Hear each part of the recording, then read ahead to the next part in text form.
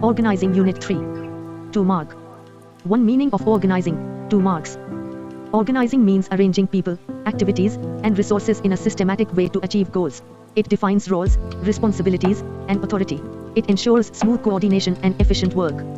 2 definitions of organizing, 2 marks. Organizing is the process of assigning tasks, grouping activities, and establishing authority relationships. It creates a structured framework for business operations. It helps in achieving organizational objectives efficiently. 3 nature of organizing, 2 marks. Organizing is a continuous, flexible, and goal-oriented process. It involves division of work, coordination, and hierarchy. It brings clarity in roles and authority. 4 scope of organizing, 2 marks. Scope includes job design, grouping activities, authority structure, delegation, and coordination. It covers all levels of management. It applies to all types of organizations. 5 characteristics of organizing, 2 marks. It includes division of work, clarity in authority, and coordination. Organizing establishes formal relationships among people. It ensures smooth and systematic functioning. 6 importance of organizing, 2 marks. Organizing improves efficiency and reduces duplication. It promotes coordination and proper resource use. It supports growth and clear responsibility. 7 types of organization, 2 marks. Types include formal and informal organizations. They differ based on structure and purpose. Formal is planned, informal is naturally formed. 8 formal organization, 2 marks. It is a planned structure created by management. Rules, procedures, and hierarchy are clearly defined. It ensures discipline and systematic work. 9 informal organization, 2 marks. It is a natural group formed through personal relationships. It has no formal rules or hierarchy. It helps in improving communication and teamwork.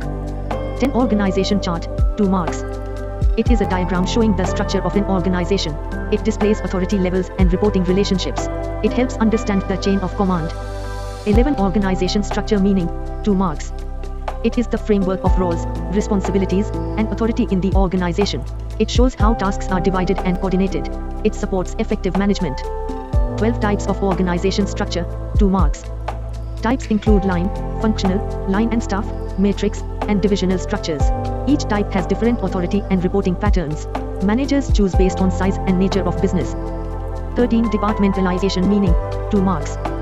It is the process of grouping activities into departments. Departments may be based on function, product, or geography. It helps specialization and coordination. 14 types of departmentalization, 2 marks. Types include functional, product, geographical, customer, and process. Each type groups similar activities.